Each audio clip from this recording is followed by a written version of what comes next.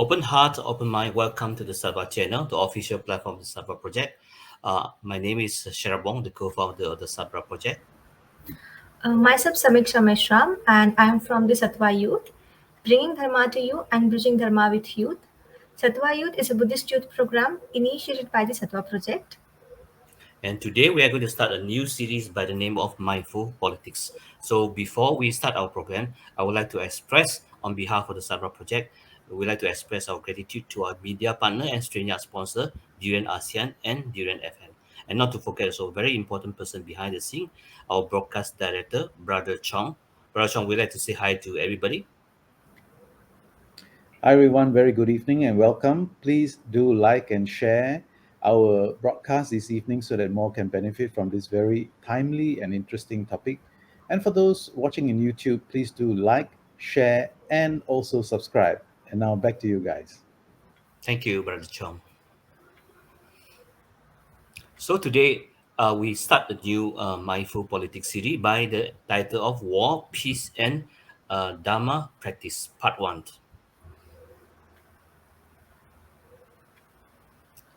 So first of all, I would like to introduce to you our moderator tonight, uh, Dr. Christie Chang. She's our advisor and event director and dialogue coordinator of the Sadhra project. She is a joint president of the International Buddhist Confederation from 2017 until now. And she is also the president of Sakya Gita Taiwan. And she was the chair steering of a steering committee of for International Lay Buddhist Forum from 2014 until 2019, and she was also the president of the Sakyadhita International Association of Buddhist Women, and she was also the president of Hawaii East-West Center of Taipei chapter, and she was also the director of Council on International Educational Exchange (CIEE) of Taipei from 2001 until 2020, and she holds a PhD in linguistics from the University of Hawaii at Manoa. Welcome, Dr. Christie Chang. Thank you. Thank you, Brother Sharab. And hello, Sister Sapnisha. The first contributor of tonight's discussion is Bibek Sharma. He is born in Nepal. He has finished his MBA in Buddhist Studies from International Buddhist College, Thailand. Further, he completed his master's degree in Buddhist Studies from Pho Quang University, Taiwan, where he learned classical Buddhist Chinese and translated a correspondence between Kumar Jiva and Hui Yuen to complete his master thesis.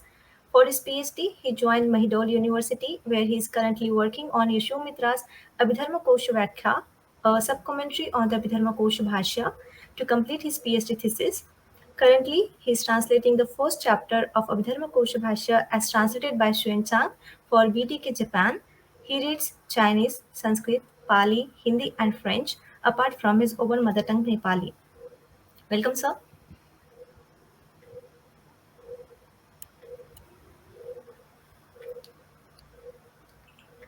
Namaste and Triyatna Saranam to all of you.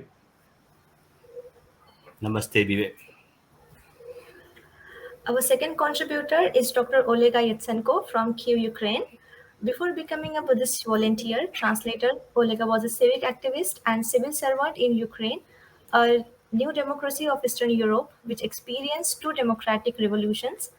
After the start of the local military conflict in eastern Ukraine 8 years ago, Olega and his NGO team promoted resilience, critical thinking, and volunteering among thousands of students in the conflict-affected regions.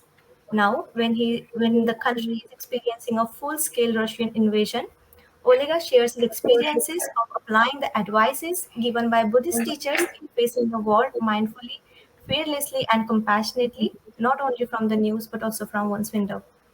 Coming from a mixed Russian-Ukrainian ethnical background himself, Olega speaks about the needs of reconciliation and how to heal the psychological wounds of the war from a Dharma perspective.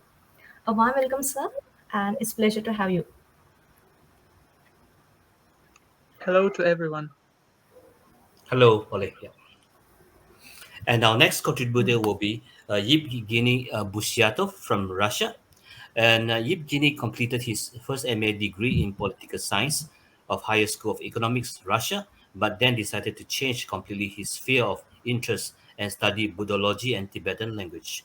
He finished the BA program at Rangjung Yeshe Institute of Nepal which includes traditional Buddhist philosophy classes taught by the monastic teachers Kaning Sidrop Link Monastery, as well as history and Tibetan language classes conducted by both Western and Tibetan teachers and language partners. Afterwards, he completed the MA program at Hamburg University of Germany under the supervision of Professor Dorje Wangchuk, and the program focuses on studying classical Tibetan texts and producing critical editions of them by employing the philological approach. Since 2007, uh, Evgenii has been working as an interpreter for the Western and Tibetan Buddhist teachers, in particular Chugima Rinpoche, Mingyu Rinpoche, Lama Zopa Rinpoche, and he's also the editor-in-chief of the Russian section of the website Study Buddhism, run by the scholar and translator Dr. Alexander Bursit. Welcome, Evgenii Buziatov. Hello, thank you very much. So now let the dialogue begins, Dr. Christie Chang. Thank you, Brother Sheriff. Thank you, Sapnisha. And thank you, our three panelists. So before we start the dialogue, may I invite us all, the audience as well, to join me for a moment of silent prayer for all those who have lost lives, for lives of their family and friends, for those who are still suffering during this war.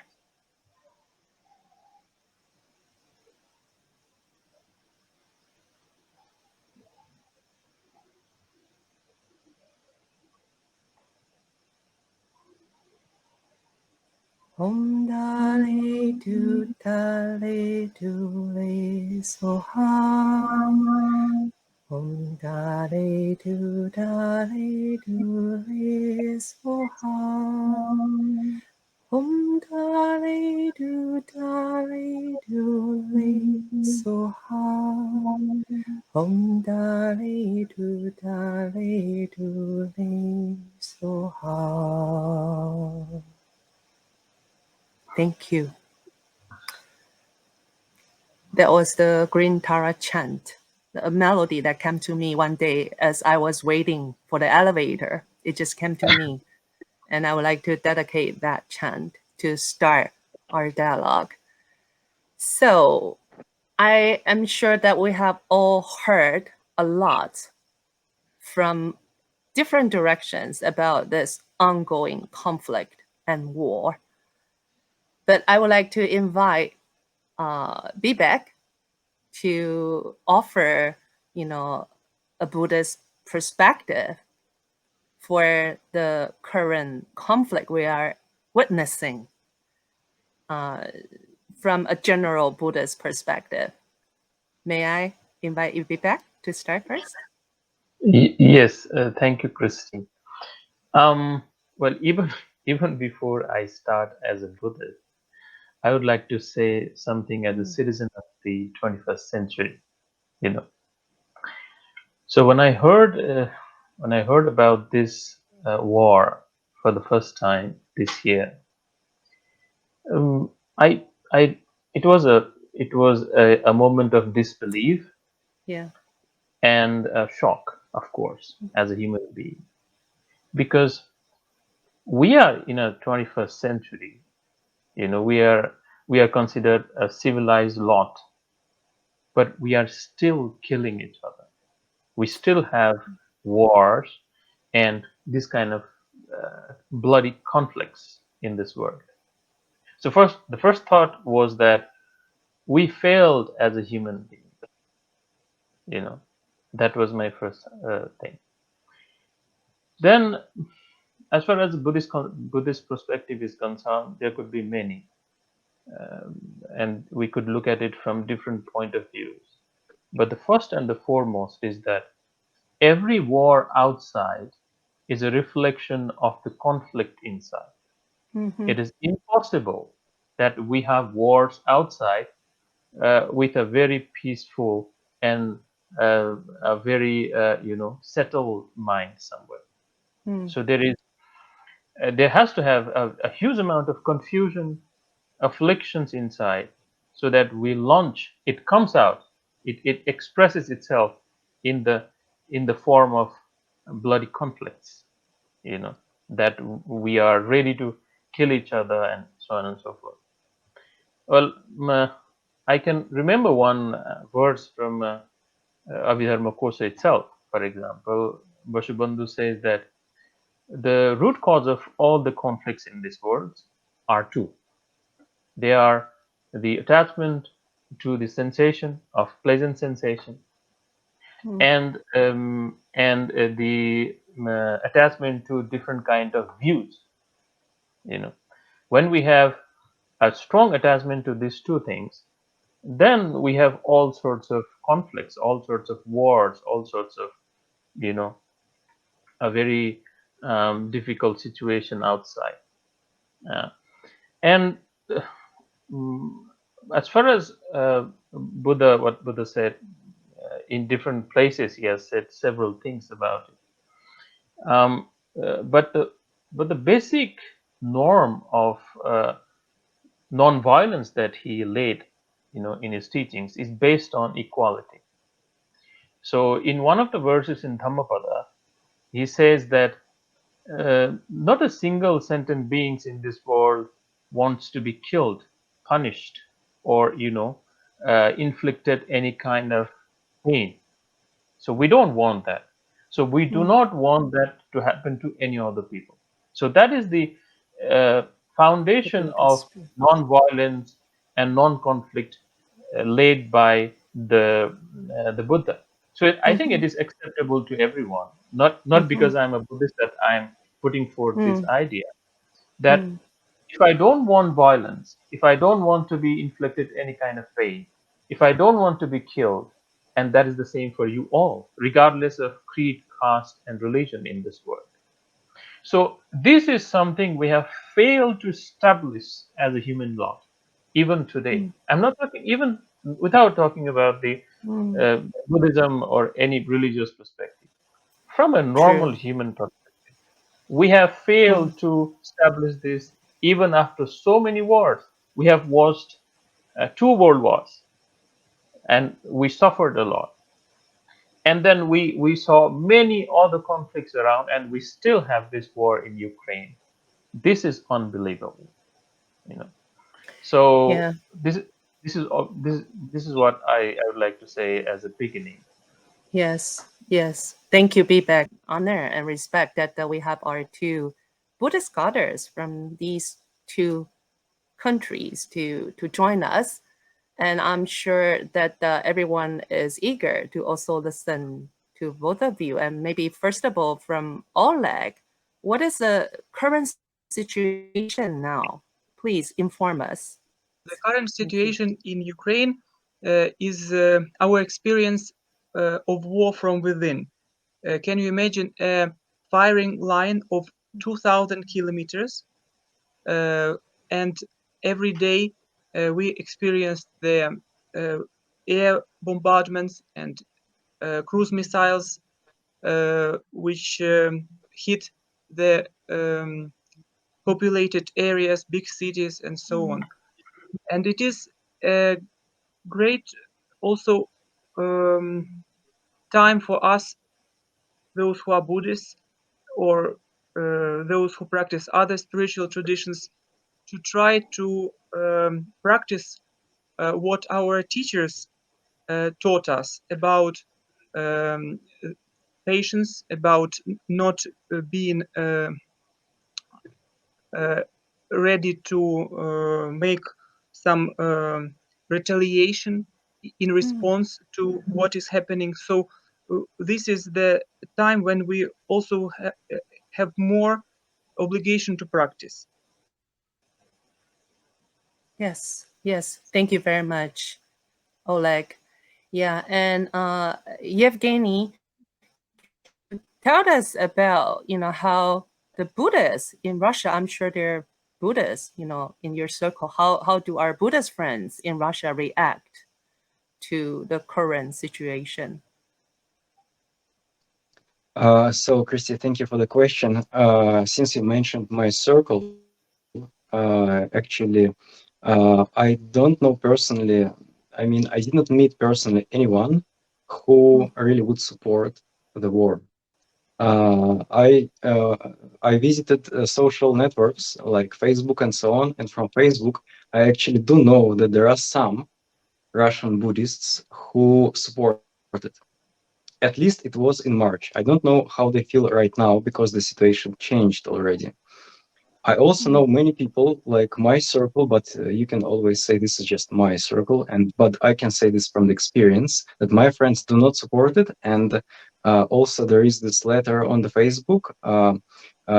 It is written by a close friend of mine, and it says that we as Buddhists from Russia and from all over the world, we do not approve this thing, and we know from the evidences of our relatives and friends and Dharma friends from Ukraine what is going on there, and we're aware what is going on. And we as Buddhists, we want to develop bodhicitta and impartial compassion. And people from both countries die there, both Russians and Ukrainians and Yeah. whoever else, you know, other sentient beings as well. And we do not support it. And the letter, you know, at the end, she asks to stop the war, and many Russian Buddhists did sign this letter, and also quite famous people who work as translators, editors, publishers of Buddhist literature. And there are many, I don't know how many exactly, they continue to add more and more. So, you know, yes, I know there were cases on Facebook when people start to argue, those people who support the Russian government and those who don't. And you know, I'm not saying that everyone in Russia, or I don't say that everyone among Russian Buddhists don't support it, but you know, people whom I know personally, most of them don't. Yeah, thank you. And you mentioned Facebook. I know, you know, even I have a friend based in Buryatia. Like her Facebook is blocked already. So can any of you tell us a bit more about, you know, the you know, the restrictions that you are facing, and or the inconveniences you are experiencing right now? What doesn't really work right now is Facebook, Twitter.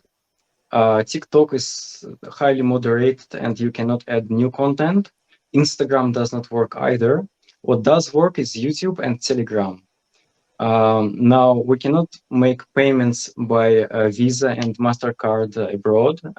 We cannot use PayPal and other services like that. Many of the companies do not work with Russia anymore. And I know, again, personally, some people who had businesses with the Western countries, and the Western countries do not want to continue the business anymore after this happened. Yeah. However, Facebook, Instagram, and all other social medias, they are accessible by VPN, you know, and people who know what it is, they use it, you know, and it is not a crime here, at least not yet. It is not prohibited to use the VPN.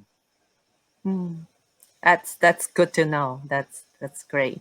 Yeah, and I saw that you know, like Oleg has, you know, organized several civilian you know, movements for the two democratic, you know, movements already in Ukraine prior to the war.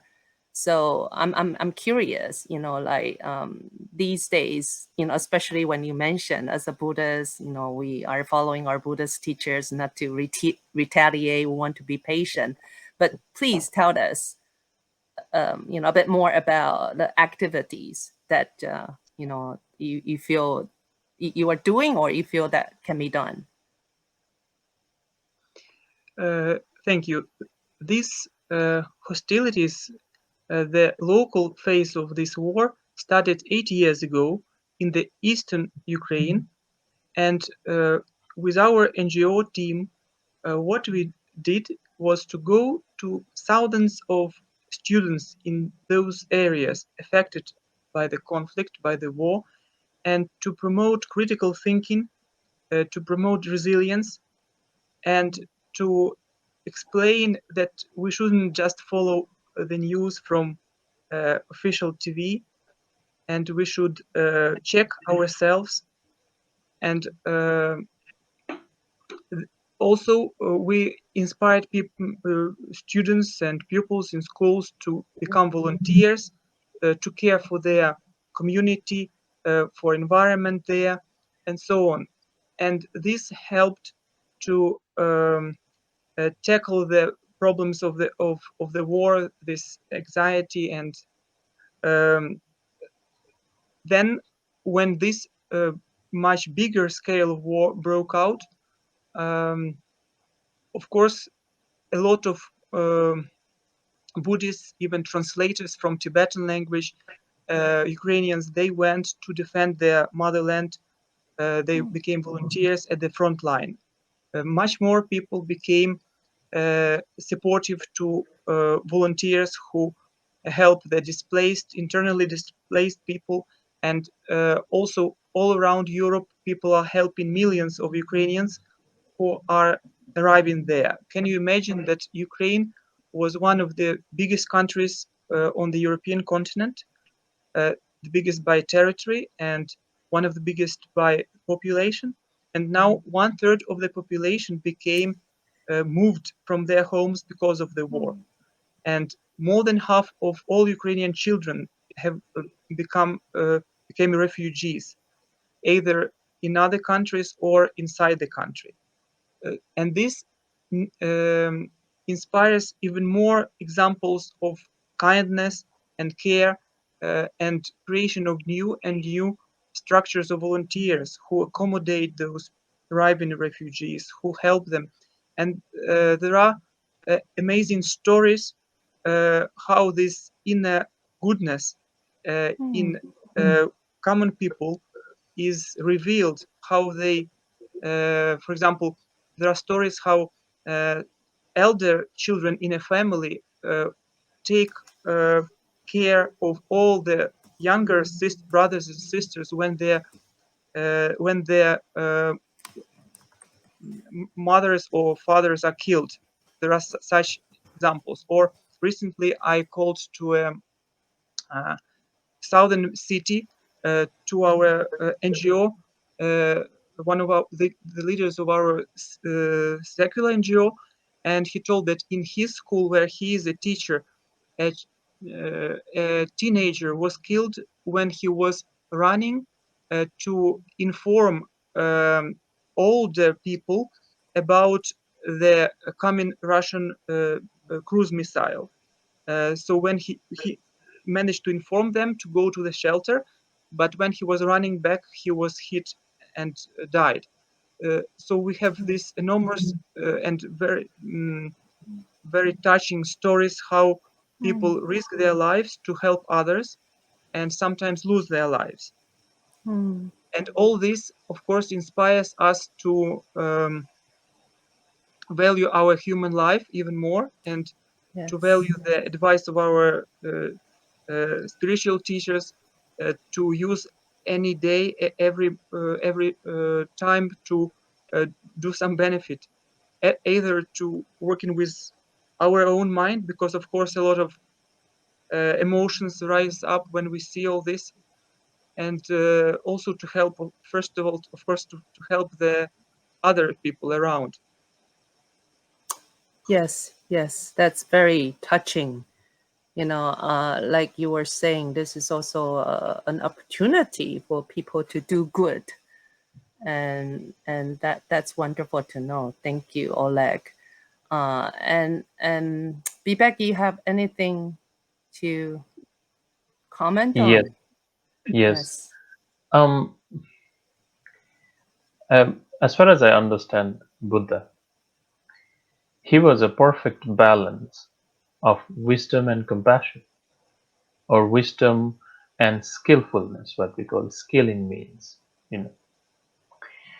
So yes, in some places to some monks, he has advised, saying that when someone comes and does something wrong to you, you have to have the mind of, let's say, loving kindness. That's one kind of instruction he has given. But in other occasions, as far as I know, I have never seen him saying that you should not defend for your life. You know, he would not advise people to be a vegetable. A Buddhist is a very lively person, and uses his is and perfectly balances wisdom and compassion whenever it is needed. You know, so in such kind of aggression, uh, defense is not really prohibited as far as I remember. Now I remember another incident. It is in the Pali Sutta somewhere that there was a war between Prasenajit, Pasai Nadi, and the Ajatasattu at one point, as far as I remember. And Buddha never said both of them not to fight, but instead he praised Prasenajit, saying that Prasenajit is fighting this war. In a way, it's he's defending the dharma. He's in defense. Whatever he's doing, he's defending the dharma. So what I see the situation in Ukraine war is that this war has been imposed upon Ukraine. As a citizen of this world, as a impartial person, as a Buddhist, that's how I see it. You know, this war was not necessary.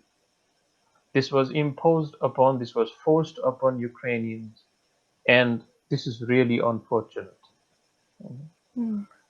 Um, so, and then, yes, it is very important to practice compassion and to have more bodhicitta inside.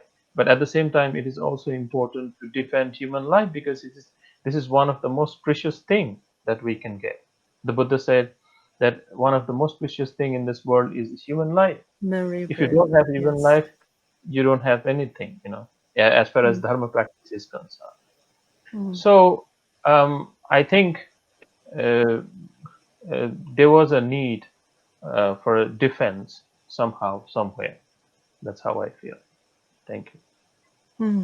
Thank you, Bibek, for the comment. Do we have any response from our two other speakers here?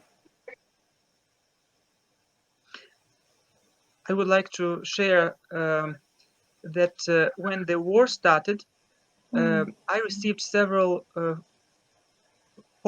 video calls from Drikung Tulku Tetsab Yabra Rinpoche, and he advised to pray for the weapons of all those air bombs and cruise missiles coming to Ukrainian land, so that we pray and they will not be as lethal as they can. And he was concentrating on that prayer, and I remember that exactly in several hours after that talk, there was a huge air bomb blast against civilians who were hidden in a house in eastern Ukraine. And at that moment, nobody was killed. Unfortunately, some who died as wounded later, but that was a great surprise that nobody was killed. And I think that such prayers are also very important, and also some practical help is important for those orphans who now don't have parents. For the future, I think it would be great if some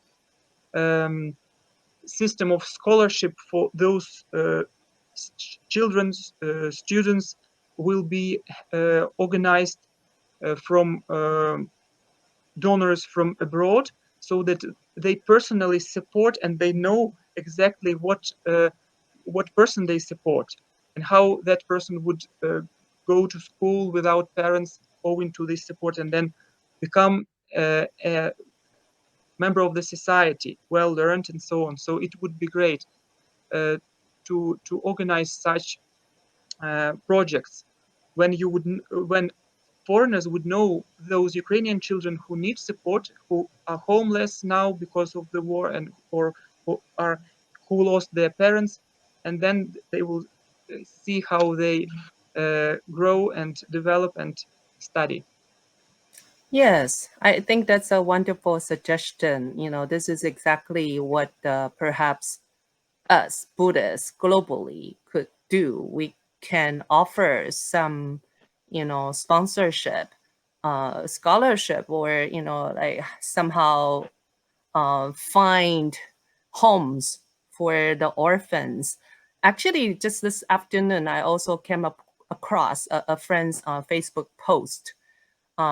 Some Ukrainian students have just arrived in Taiwan to study at the Tzu University, which is wonderful. I'm trying to track that. Hopefully, I can offer some more information for you later on, if we can help channel bridging those opportunities outside of Ukraine. That'd be great. Yeah, and I know that Oleg and Evgenii are friends, good friends.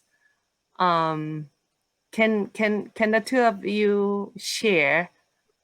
I mean, in your conversation, after the outbreak of this war, some of the conversations you had. I mean, it's very difficult, very challenging to be friends at this time, I feel, because for the past 20 years, I ran study abroad programs with the goal to stop war.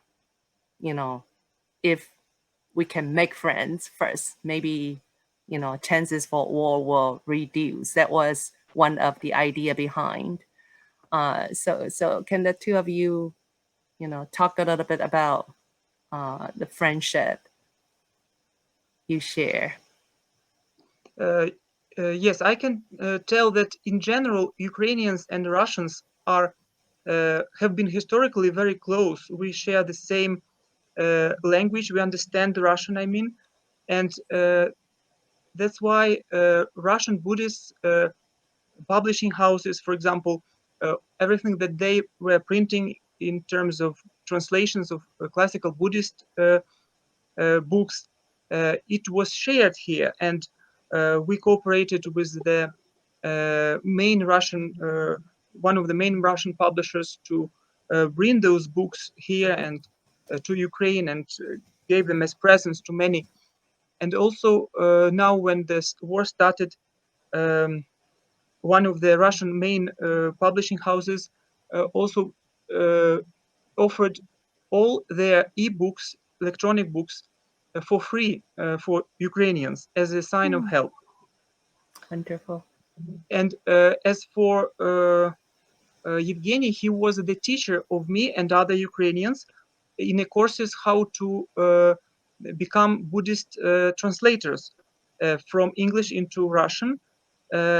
So I met him in a role of a teacher. He was a teacher for all of us in that courses. And only, politicians, they differ, but people like we speak in English with you since we know the language. The same for millions of Ukrainians. There is no barrier with the Russian language. And it was ridiculous to start this war to protect Russian speakers here, as it was often portrayed in Russian state media that some Russian need protection because they cannot speak Russian. But it is very ridiculous because my mother is Russian and she speaks always Russian, and most people here in bigger cities spoke Russian since the Soviet times, because the Ukrainian language was prohibited. So we learned Ukrainian later, including myself. So this is our background, and in maybe maybe 20 years ago, as far as I remember, and also what my parents, they also in Russian examples of freedom of speech. At that time it was more practiced there, but then Ukraine became more democratic country and became more open for the West, and of course we don't have this feeling that enemies are around. And when this feeling was promoted in Russian state-run media, then this false perception of the world, it becomes quite popular among the general public, and then it is easy to prove the need for the war, whatever ridiculous it would be, like protecting the Russian speakers. And I know even before we met that Evgenii have been visiting Ukraine. Maybe he could share what is his experiences from being a Russian here. Did he have any problems? That's wonderful. Uh, Yes. First of all, I should say that Kiev is one of my favorite cities in the world, and I was very happy there all the time I visited, and I visited many times. I also came after 2014. I think I visited in 2015 to translate for Chekini Rinpoche, and maybe even one more time after that. I don't remember clearly. And people were always kind to me, even if I would speak Russian. And you know, I have many friends, Dharma friends, and you know, colleagues in Ukraine. And yeah, I never personally faced any problem of this kind with the language or something like that. I know some Ukrainians, they don't want to speak Russian, and but you know, this is not among the friends, you know, just some random people you see in the street. Some of them, they prefer to speak Ukrainian, and sometimes I would speak Russian to them, and they would reply Ukrainian to me back, and hardly I can understand. But no, I never had any cases when somebody would be really like you know, express any hate or hatred to me, even after what happened in 2014. So I always felt at home, and you know, I really feel very sorry because Kiev, I really love this city, and I love Ukraine in general, and I'm really sorry about what's happening. And yeah, I feel it quite personally, actually. Thank you. That's wonderful. This is the true Kalyana Mitra, right? Good friends. Bibek, please. Yes, I would like to say something about Yes. identity, nationalism, racism from the Buddhist point of view. You know, so um, when we look at the teachings of the Buddha, one of his emphasis, in fact, that is the core philosophy, is anatma, or no self.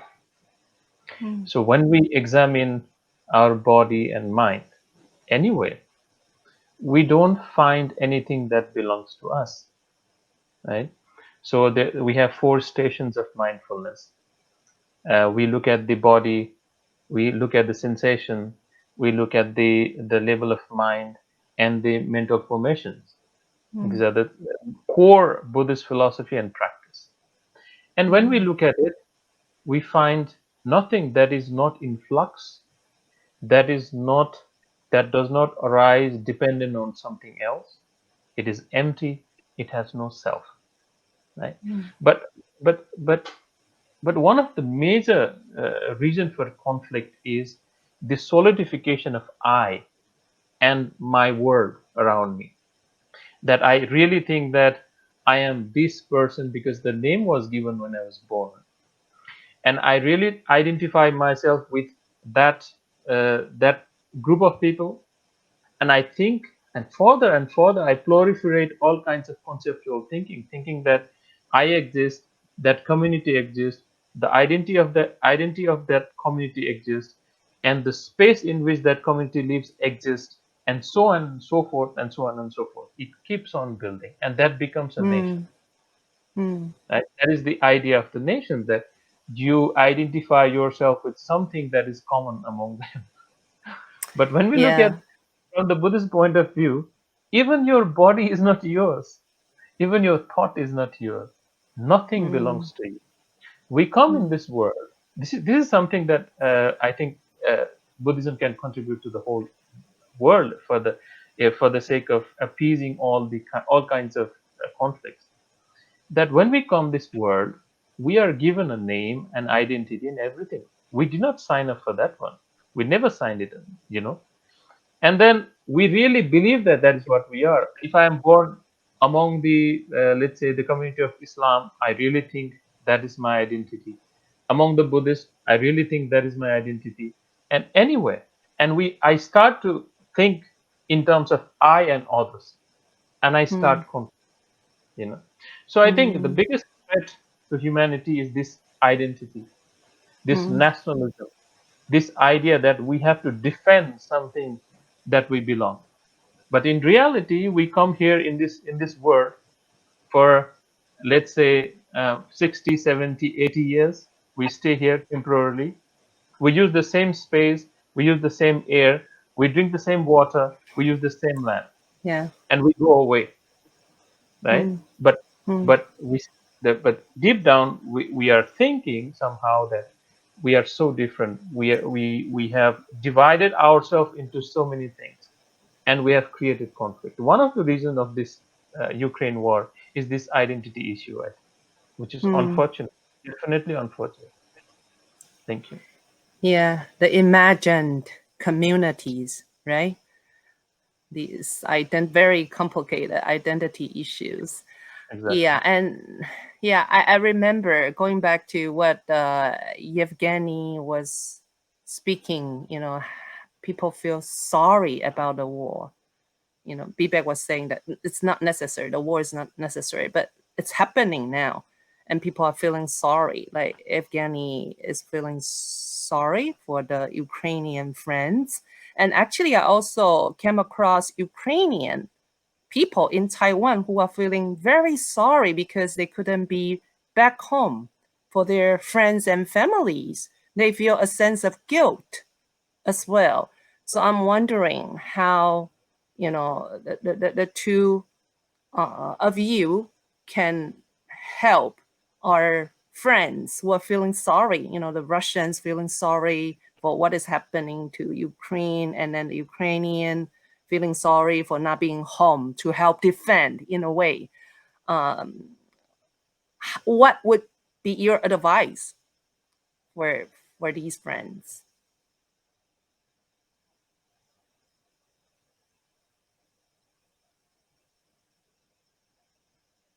I think a lot of can be done now online.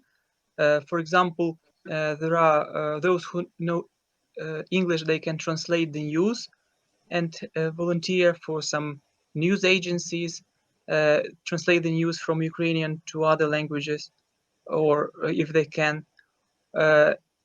And also, there are a lot of NGOs that work with the refugees in many countries of Europe. About 6 million people already arrived in the European Union, and about 5 million also were displaced inside Ukraine. So a lot of work for everyone, even online. If they can help those affected by the war, and those whose homes were destroyed. Thank you. Thank you.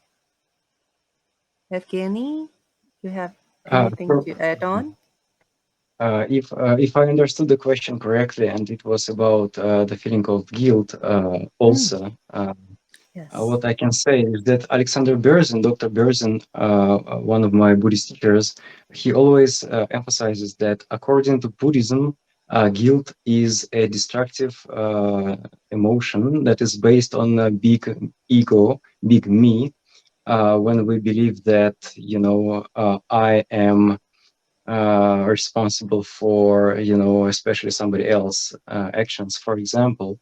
And I mean, he very clearly makes a distinction between guilt and responsibility. Of course, we are responsible for our actions, but it does not mean that we have to feel guilty about basically anything, including our own mistakes, for example. And in Buddhism, we're practicing all these purification practices, and we feel regret. And Dr. Berzin emphasizes that when we feel regret, we feel I don't want to do this negative action again, but it does not mean that we have to feel guilt, because guilt is a disturbing emotion. And also, one of the four principles of karma is that we are not responsible for something that we have not done. But however, there is one very important exception. If we rejoice something that we have not done, but is done for somebody else, whether constructive or destructive, whether virtuous or non-virtuous, we share the karma. Which means that Yes. if we rejoice in the war going on, if we rejoice in the murdering of people or destroying cities or whatever else, we do accumulate negative karma together with those people who do it. And if we don't, then we don't. But however, even if we have accumulated some negative karma by chance, we can purify it, and we don't have to feel guilt. We have to feel regret. We have to do purification practices in Tibetan tradition. We do Vajrasattva and other practices, so on. So we can purify. It is said that we can purify any kind of negative karma if we feel sincere regret and we pledge not to do it again. But guilt is not something that is beneficial, and it will not help. If I feel, oh, I'm so bad, it just means I have such a big ego, and it doesn't really help. It doesn't help anyone. Also, if we harmed somebody, it will not help this person. Exactly. I think that kind of echoes what Bibek was saying, right? This like holding on to identities and the I, the self issue, right? The me other thing.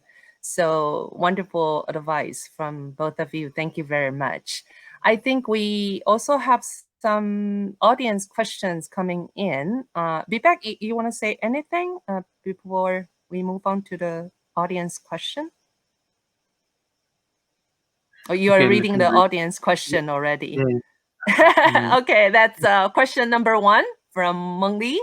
How should the global Buddhist community work together to speak up and to stand up against the violence of war, and even help to ease the pain caused by it and heal the wound mindfully and practically? So that's yeah. a question for all our 3 speakers. If any of you would like to start. Well, I can start if you want. All right, Bibek, please. Well, Buddhist path begins with precepts. There are some foundational works that we believe is good for us and others. So what and actually, if we look at those precepts, they are not the commandments. They are actually based on a very practical thing, mutual thing on equality. For example, I evoked the precept for I'm evoking the precept for non-killing, non-violence, pranatipata, what we call the the non-killing. So, as I explained it before, it is based on equality, that we don't want to treat someone else the way we don't want to be treated. So it has, in a way, it has nothing to do with okay, this is a Buddhist principle kind of thing. It's a universal thing that we all want to be happy. We don't want to be unhappy. We don't want to be inflicted any kind of pain, and we don't want to be killed. So one way to make this world better is definitely by observing these precepts of non-killing, and so on and so forth. So, having said that, if every citizen of this world condemns war, there is no way we can have war, because someone somewhere is supporting war. Some people think that war is justifiable somehow still. So yeah, that is the I think commitment to non-violence is the solution, I think. uh, mm, and as I explained it before, of course we can further go into the Buddhist practices of not identifying too much with certain identity, and so on and so forth, and practice of compassion, and And these are also universal, like we want to be loved, so why don't we love unconditionally to others? That's what we all want as a sentient beings. So I think these are the basic things we can do. Thank you. Thank you, Bibek. And what about Oleg or Evgeny? You're muted, Oleg. Yes, yes. I think that practically it is still possible for Buddhists around the world to help Ukrainians. For example, they can organize psychological advice and help for those affected, and they can come. They can find those who know the language, Russian language, Ukrainian language. As you said, there are Ukrainians in Taiwan. Now they can make this consultancy for those who need it now, and thousands of people need it. Also, the border with all the 4 European Union members, member states, is open from Ukrainian side. So even major politicians visited Kiev and other regions of Ukraine, except the east, where is the main east and south, where is the main hostilities. So it's Ukraine is still open, and everyone can come and help what they can. Even now, a lot of experts are coming, which make documentation of the war crimes. Never before so many foreign experts came to one country, and for recent years to document those crimes against humanity and so on. So all this is needed to be noted and then to prevent happening again. Thank you. Any more to add to the 2 comments just now, Evgeny? Yeah, I completely agree with what was said before, and in particular, what Bibek said, that we have to cultivate, these positive qualities of mind and behavior in ourselves and our communities, our Buddhist communities, and try to make our communities free from violence, free from hatred, hate speech, the intention of hatred, on the level of thoughts as well, on the level of speech. Because we actually cannot do much. Even the Buddha was not able to stop the wars that were happening at his time. And maybe we cannot do much. We can try, but maybe we cannot do much to stop the war. But what we can do is to try to find peace in our communities and with our friends, with our Dharma friends, because there are many, in our world. And I also wanted to say, I don't know, maybe it will not sound very nice and very pleasant, but actually it shouldn't, because some of the teachers whom I have seen speaking about the war was that you cannot expect from samsara anything else, that war used to happen all the time. They did happen at the time of the Buddha. Since then, there were hundreds of wars, and people used to wage wars all the time. And there are many people who get a lot of benefit from that. There are people who have political ambitions, and there are people who are making billions and billions of dollars or whatever money they do, because of these wars. And we can hardly influence that, unfortunately. And some of the teachers I heard, like Geshe-l Hagdor, Venerable Robina Courtine, the Australian nun, they emphasize that this is what was told by the Buddha. This is what was taught by the Buddha, that this is the nature of samsara. Death can come at any time to any of us. Also, it can come to maybe somebody can think, he is now speaking, sitting in a safe place. I'm quite aware that death can come to me as well. War can come here, if not now, maybe in a few years. And there is no secure place in the world anything can get destroyed at any moment, and anyone can die, and there are numerous wars all the time. And this is the nature of samsara. This is a part of our life, a very unpleasant part. But honestly, until we are in samsara, we cannot expect anything else. This is basically what the words of some teachers that I have heard, you know. Yeah, exactly. I used to asking questions, why to Jetsuma Tenzin Palmo. And then she would answer back like, well, what do you expect, my dear? It's samsara. So this kind of has to do also with our second question. If Brother Chong will pop. Oh, okay, Bibek, you wanna? Yeah, I would just Yeah. like to add something to what we have been talking about. Okay. Good. Um, uh, Buddha was, of course, a wise person. So he has prescribed certain livelihood, which is called the right livelihood. You know, so he said that if you follow this right livelihood, then it is likely that you will not have conflict. For example, he said that one should not have like a business of arms. One should not start a business of arms, trading, any kind of trading. Now, when we look at this conflict or any other conflicts since First and Second World War, what Evgeny just said is true, that it is all about greed and money. Some people are making huge amount of money out of wars, and that has become their trade. Their you can say Living.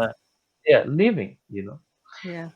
So and then let's see how we have normalized war around the world, how we have normalized everything. We all live in different countries, and we pay taxes, right? And we are okay that our governments spend 8%, 10% of GDP in building those arms. And why are we building those arms? It is to kill each other. There is no other purpose of this war, of these arms, than to kill each other. The purpose is that who can produce a better weapon so that people can be killed efficiently at one point, right? So, and then we have normalized this. We have normalized this as a citizen of 21st century, and then we are still asking why there are wars. It is because we pay for the wars. That is the reality. So if we are committed, if we are really committed not to have wars in this world, and we have to emphasize on not paying our taxes, so that governments use this tax money for some kind of building arms and technologies, for example, right? If we don't have this kind of missiles, nuclear weapons, tanks, and so on and so forth, it is very likely that we will not be killing people in this scale and in this way. It is very likely, you know. So yes, we all have contributed to all these wars somehow, somewhere. We have justified some wars, and we have condemned some other wars, but we have failed to condemn all wars, regardless of what, you know. So that is the commitment we should have, I think, if we want to eliminate war from in the future. Thank you. Yeah, thank you, Bibek. A very good point. How do we stay mindful not to contribute to causes of war, right? I think that's a true issue we need to be concerned about. There was a second question by Joy, but I think we kind of answered just now about how can world peace be really achieved and why. And so we move on to our third question. Can Brother Chom bring up the third question, please? Yes, so this is by Com. Zen at War is a book that meticulously documents Zen Buddhism's support of Japanese militarism from the time of the Meiji Restoration through the Second World War and the post-war period. My question is, can Buddhists engage in starting a war or killing someone with the reasons to defend the Dharma or to help others? All right. Anyone?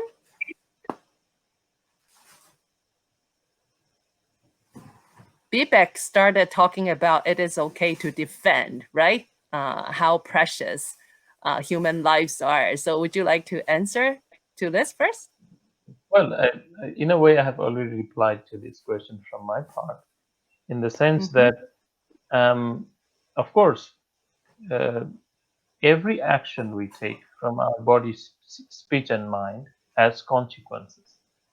So if we are not very mindful about our actions, of course, mindful in the sense that we are not being able to see that it is beneficial to us and beneficial to other people too, then any kind of action is harmful. Not even war, any kind of, So in this case also, I would like to lay down the same criteria. If someone really thinks 100% that person's intention is clear, that by taking this kind of war or engaging oneself with war, there will be a benefit for self and others, I would say yes.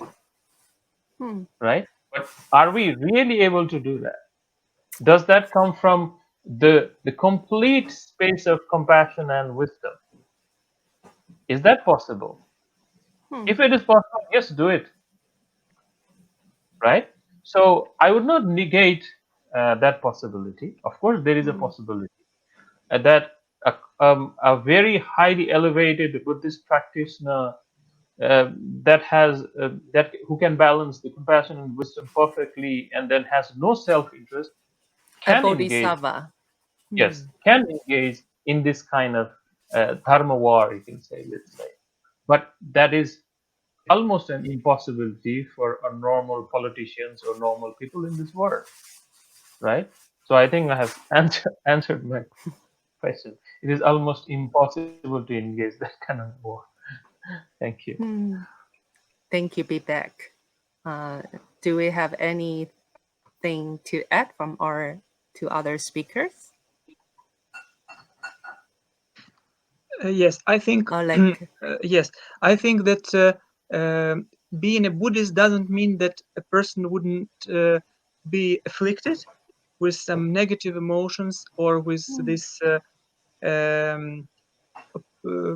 politics which pushes a country to a war or to invasion, like it was in Japan. Yes, there is in history there are a lot of examples when people who are Buddhists, due to their culture, due to the country they were born in, but they are still engaged in wars and military actions like that. And in Russia, also some regions are predominantly Buddhist, but it doesn't mean that people wouldn't go to the army if they are mobilized or if they are sent to Ukraine to fight.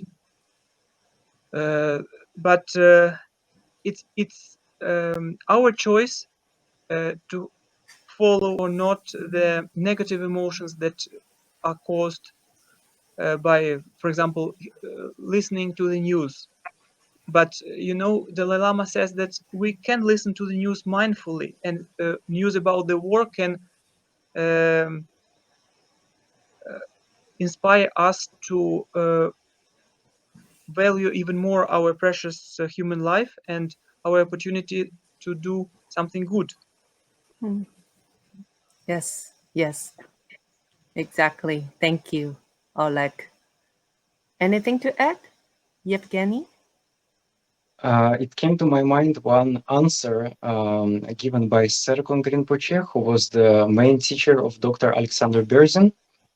when Serkon Rinpoche would teach about karma and explaining all this stuff with the negative actions and positive actions, and of course, as you likely know, in Tibetan Buddhism, it is emphasized that the nature of an action depends on motivation. And so somebody asked Serkon Rinpoche whether it is good or not if, let's say, a robber or somebody else, runs into your house and tries to, offend your wife, and you, for instance, beat up this robber. Is the good action or is it bad action? So Serkon Rinpoche answered, to protect your wife is a good action. However, to beat the robber up is a bad action. So, actually, Dr. Berzin does not use the terms good and bad and virtues and non-virtues. He prefers constructive and destructive because he has quite a unique presentation of Buddhist ethic, always emphasizing that Buddhist ethics is non-judgmental. And what really defines positive action is that it is driven by non-attachment, non-hostility, and awareness. And negative action is driven by attachment, hostility, and unawareness. And there is no judgment here. And if somebody is committing negative actions, we don't call this person bad. Perhaps we would say this person is unwise. It is like if I, stick my hand into fire, and I'm hurt by this fire. It does not make me bad, but however, my action is quite unwise. Yes. And it is the same with committing negative actions. And this idea gives us a lot of basis to feel compassion and loving kindness even to those people who commit negative actions, because then we don't see them as evil people and the object for hatred, but instead because we understand that they are unwise and their actions are destructive and they are going to suffer from the karmic consequences of their actions themselves. They will suffer themselves. If we believe in karma, if we accept karma, then it gives us some basis to feel compassion towards those people who act negatively. And we actually wish them to be happy because we also understand that if these people would be happy, they would not act destructively. They would not commit these negative actions because they commit them, because they became the victims of violence themselves, because they don't know any other way of acting, and they do these negative actions because they are unaware. In Buddhism, we also speak about unawareness or ignorance. So we actually wish them to be happy quite sincerely because we understand if these people would be happier, if they were happy at the beginning, they would not commit this negative. Commit this negative action. However, I actually got a little bit distracted because the point is about, is it appropriate or not? To have these negative actions, and it is always said that it really depends on motivation. But there is one more problem here, I would say doctrinal problems. I don't want to speak about politics, but doctrinal point or philosophical point is that we also, in Tibetan tradition, we distinguish two types of motivation. I believe it actually goes back to Abhidharma, but I'm not 100% sure. One type of motivation is what you feel and what we aim for before you started the action and maybe at the beginning. When you just initiate the action, what is your aim and what is your emotion behind? However, after you have begun it, you need moment to moment to sustain and continue this action. And each moment you need to have motivation going on. And what is important is that it can change. Let's imagine our child is misbehaving. Like, for instance, our child is running away and is going to the street with a lot of cars and trucks. And we want to protect our child, and we run after the child and we basically punish. We grab it and we punish the child. So at the beginning, our motivation is good because we want to protect our child. We had love and compassion towards the child. We wanted to protect him, and this is perfectly fine. But then at some moment when we actually when we grab the Yeah. child and we're going to punish him or her, we actually might start to feel anger towards the child, which means that the motivation that we had before might change in the process of the action.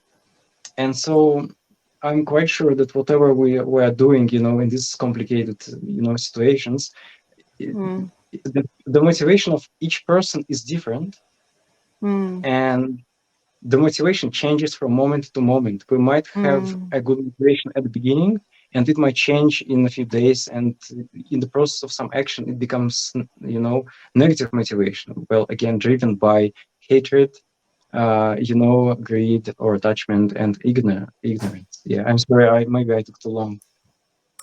No problem. I think that's wonderful. Thank you for the sharing. Exactly. That moment to moment checking is echoing what Bibek was saying in the very beginning as well, right? How can we be so sure from the very beginning throughout to the end? So thank you all very much for the answers. So let's move on to our fourth question here from Sunyata. So can Brother Chong bring up? We talked about peace, but yet Ukraine now needs more weapons to defend herself. And the world keeps sending more and more weapons for that purpose. So do you think this is a necessary and practical way to achieve peace in Ukraine and elsewhere in the world? Let me say, Please. from within Ukraine, Yes. the Ukrainian military budget was about 20 times less than the Russian budget for years. And now Russia is receiving about $1 billion a day for the fossil fuels, for gas and oil. And this year only, European Union is going to pay Russia 100 billion euros back for the received gas. So if there will be no, and Ukraine, of course, is much less than, several times less than Russia.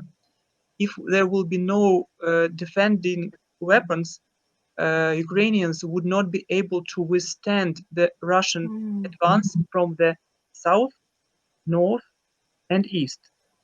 And at the same time, for example, in the last package of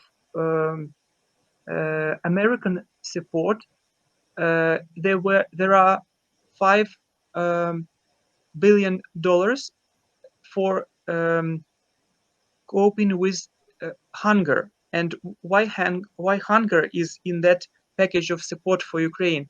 It is to buy food for other countries which suffer from hunger and which were for years dependent on Ukrainian grain, because Ukraine was one of the biggest producer of food, of grain, of bread, and eventually, and now we cannot export them because the ports are under Russian siege, so to say.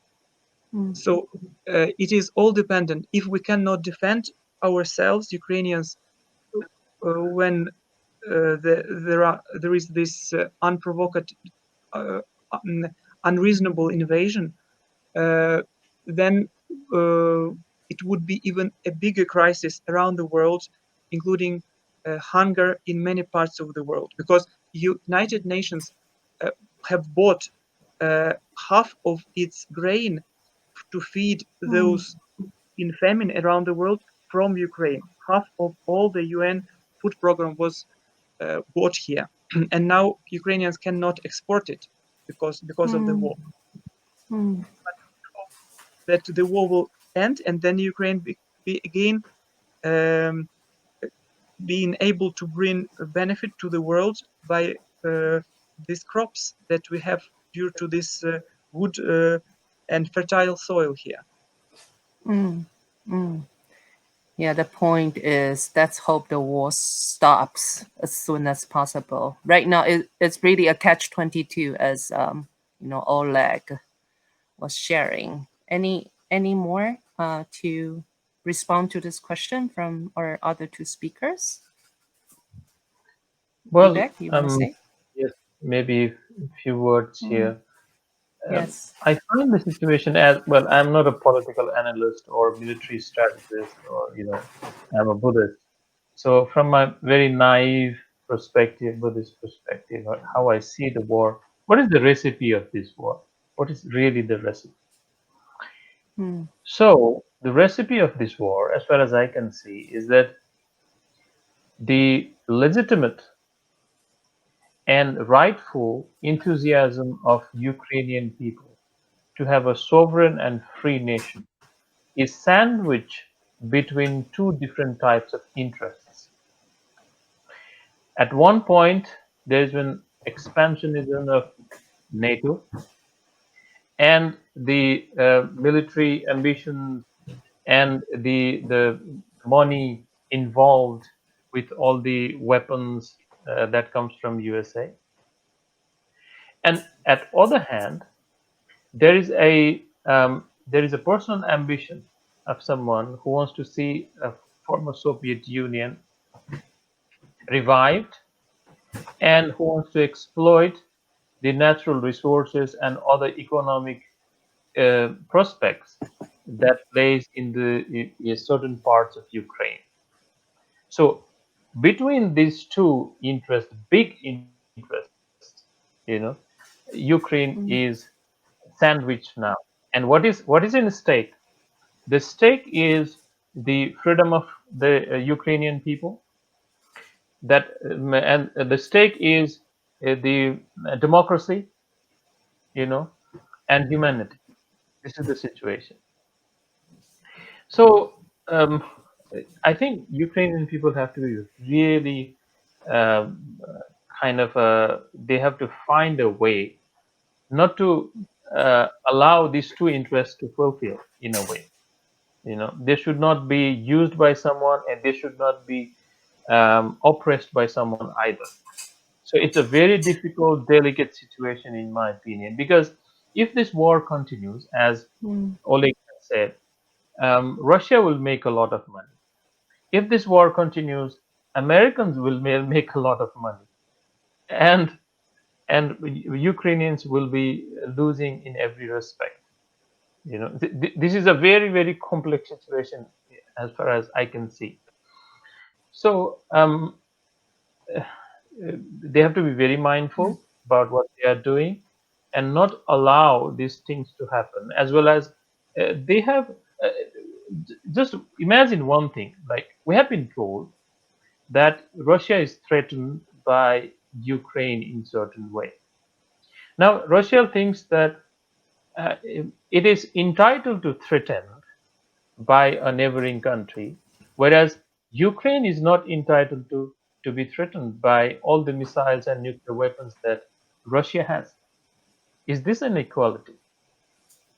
So I'm throwing one very larger picture of this world order that we have normalized, that we find this military expansion very natural, that we find these conflicts very natural, that we are somehow legitimizing this kind of wars in the name of defending one's security and so on and so forth. So this is a complex situation, and I see peace far, far away for the moment right now, unfortunately. I'm sure Oleg wanna respond to this. Yes, I wanted to share that it was a great surprise for Western powers like America and Britain that Ukraine would be able to withstand the Russian military advance on Ukrainian capital. There were about over 50 battles inside the capital city. And all those Western powers invited Ukrainian president to go abroad and to leave Ukraine because all of them, even officially, the American president said that Kiev will fall to the Russian hands in a few days at the beginning of the war. But then, even without weapons and without all that economic might, Ukrainians were able to withstand the Russian advance and turn them back. And now, only in 5 regions there is the war, and other 4 regions are liberated from the invading troops. Only skirmishes there, shelling from the border, but no ground invasion anymore in 4 regions. So it was a great surprise for around the world. But of course, even one day of the war, the guns, everything needs the ammunition, and it's running out. So if there will be no supply, then all the factories were already inside Ukraine, connected to that, were already burned down by the Russian missiles, along with the some residential areas.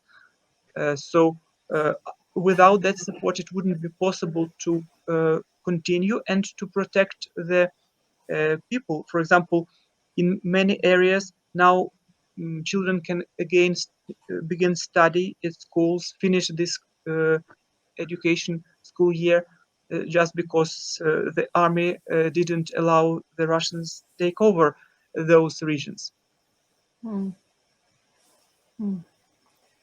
But of course, the most important thing for us here as we speak is not to have this hatred towards the Russians, because we are all in the Eastern Europe, in the former Soviet Union. We all often share the same language, the Russian language. We came from very similar backgrounds, so there is no prospects for hatred towards the Russians as the ethnic group. Ukrainians just disagree with those political powers who made the decision to invade. And I would like to share a very interesting example how Ukrainian media went to a faraway village in mountains in Ukraine and asked a lady old lady who is, they say that she can forecast the future and so on. Sometimes there are some in Christian tradition. She's very practicing Christianity. But at the end, when they came to her, she said, "I just pray every day for the Russian rulers to change their mind and to stop the war." So she's not praying for killing them, but she, as a Christian practitioner, just prays for them to change their mind and to stop the war. So we need to promote this not only among Buddhists, of course, but among Christians and others, this humane approach and this appeal to stop any kind of hostilities. Yes, exactly. Thank you so much. Thank you so much for the sharing. Anything else, Evgeny, wanna add to the discussion just now? I think what Oleg just said is brilliant, because indeed, I also pray for the conflict to stop and to stop via negotiations. I follow all the news and I know that it's very difficult. And for now, there is not much progress. But still, I don't lose the hope, and I hope that there will be some solution. And I also pray, that those people who initiated the conflict and who stand behind, that they, basically become happier and they will change their mind. And I know it is highly unlikely that it will happen. However, this kind of prayers and wishes help my own mind. In this way, I help myself to not to be, so agitated and not to feel so much hatred. Because, I try to see these people as disturbed and unhappy people who do these things because they are unaware of the karma cause and effect, because they're unhappy, and I wish them awareness and I wish them happiness. And yeah, again, even if it doesn't help and my wishes are just futile, and they will not stop the conflict, at least I can protect my own mind, you know. Exactly. Thank you so much. I think every thought counts anyway, right? We believe as Buddhists, you know, the power of thoughts and our prayers as well. Thank you so much, all our panelists. I think much information and much Dharma has been shared, you know, with our discussions tonight, and for you, you know, afternoon, and for our audience, maybe morning. Anyway, I think we have a very fruitful discussion, and I'm sure that we may have some follow-up sessions for this series as well. To close up, I would like to invite each of you just to say one sentence or two for the final thoughts, and then we will invite Sharab and Sapmisha to come up. Who would like to start? My, Oleg. I think my Yes.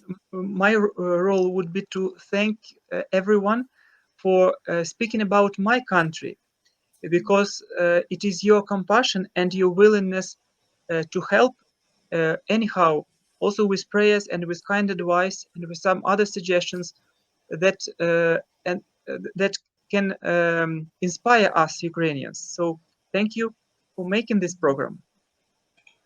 Thank you, Oleg, for joining us. And maybe Bibek next. Yeah, I can. Can you hear me? Yes, we can hear you. Okay. Buddhism, in a ultimate sense, is all about freedom. That we want to be, we want to achieve a complete freedom from everything. You know?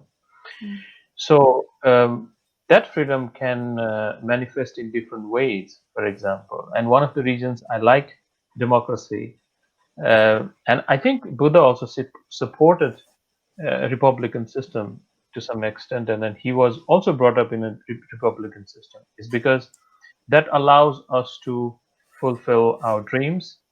It is within a democratic, a true democratic space that one can also practice dharma and there could be free inquiry. So I hope that the legitimate and aspiration of Ukrainian people will be fulfilled one day. That will be a great, prosperous, sovereign, and free nation.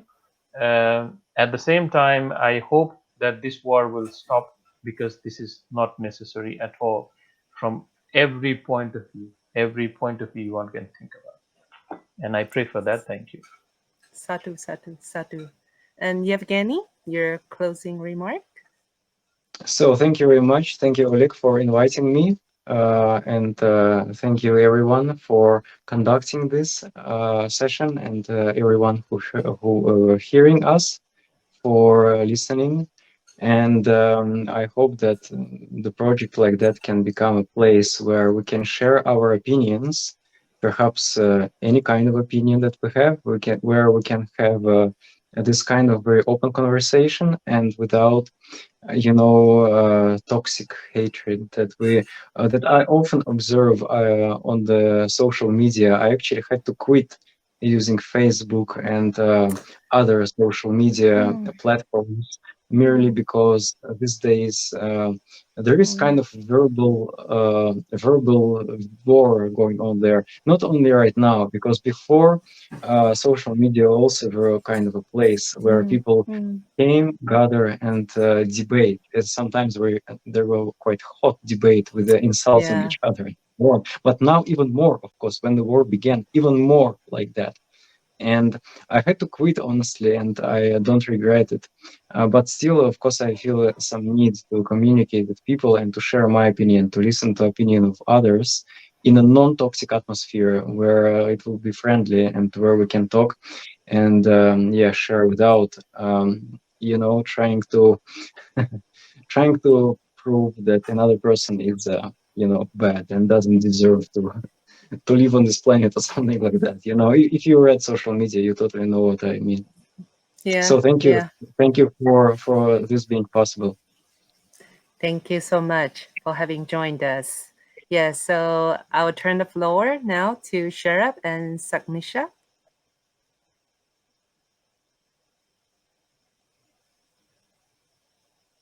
You are muted, Sharab. So silence sometimes is the best answer to war. Okay, thank you, everybody. This is a very beneficial and very good conversation. So thank you to Ole, and thank you to Evgenii and Bibek Sharma, yeah, and thank you for Dr. Christie Chang for good moderation, yeah. And now let us recite. Let's inform you the upcoming events of the Sabra project. Samisha. So we have Noble Tara series part 3 on 29th May, Sunday. Title is Women, Buddhism and Psychology. Our moderator is Sister Smita Lahiri, and our contributors are Venerable Tenzin Dasil, Sister Lydia Brown, Sister Tripti Lochan, and Sister Andrea Barson.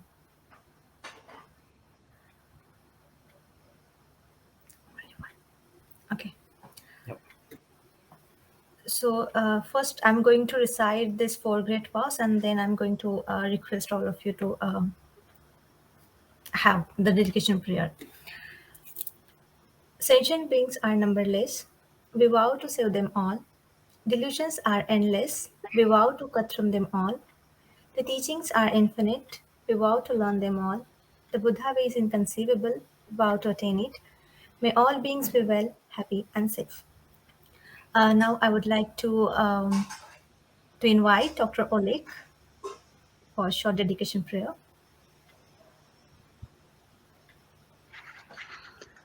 Благодаттю практики цієї хай силу Ченрезіка я справджу, і усіх істот без винятку до цього стану приведу. Thank you. Evgenii, please. Мой драгоценный пробужденный ум Бодхичитта возникнет в тех, в ком он еще не возник, в ком появился, пусть не убудет, а все более и более возрастает. Thank you. Sir Bibek. You are muted, sir. Okay, maybe silence is the Best not prayer. Sarve sattvaः सुखश्चैव युक्ता स्युः सुखकारणैः भवन्तु सततं मुक्ता दुःखात् दुःखकारणात् कदापि वञ्चिता न स्युः दुःखहीनमः सुखात् दुरादुर्द्वेषराग मुक्तोपेक्षा स्थिता हि स्युः. Thank you. Dr. Christie. And finally, to do this dedication and merit in Chinese, we would like to invite a special guest, Venerable Jin Ho. She is from the Dharma Mountains in Taiwan, and she has been a chaplain at the University of Bristol in England. But she happens to be back in Taiwan until June. So we have had this great fortune to invite Venerable to join us, and she has kindly agreed to offer this dedication of prayer in Chinese. Please, Venerable.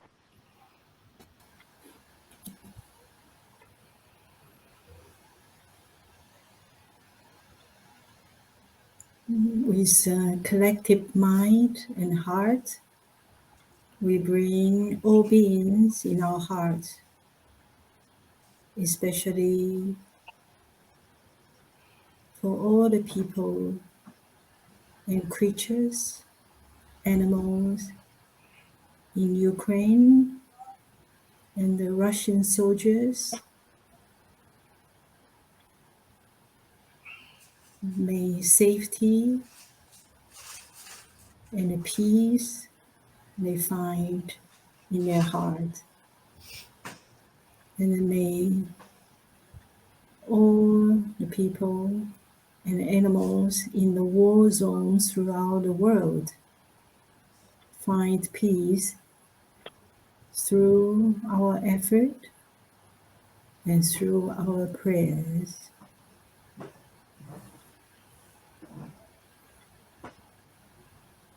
众生无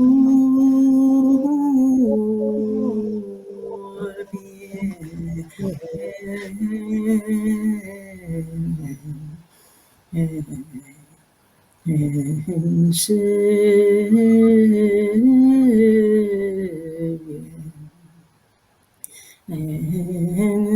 度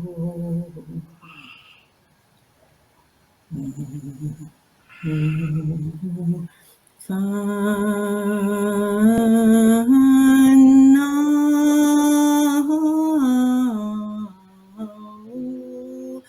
无尽，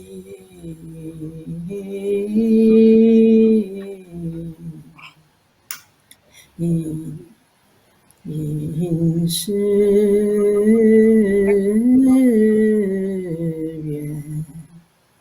缘断，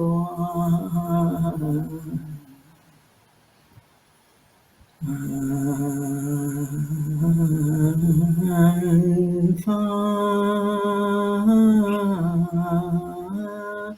门无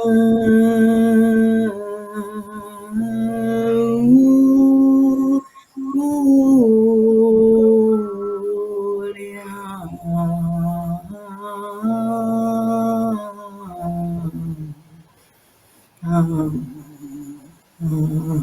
是愿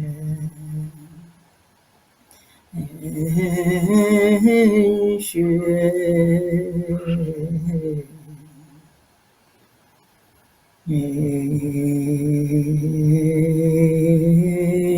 佛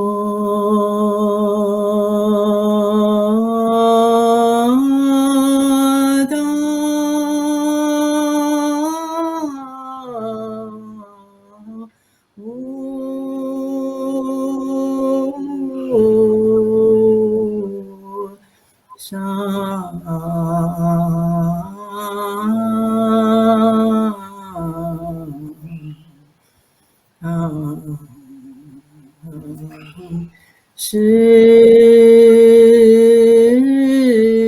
愿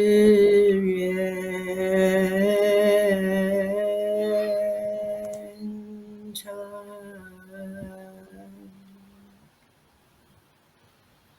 May Guan Yin and all the Buddhas bless us all and bless all beings, and may the war cease as swiftly as possible. Thank you. Thank you all. Thank you. Thank you, everyone. Thank you. Again, I would like to thank Dr. Oleg Yatsenko, Dr. Evgenii, Teacher Bibek, and Dr. Christie, and also Venerable Chin Ho Shin. Thank you, thank you, thank you very much. Thank you, everybody.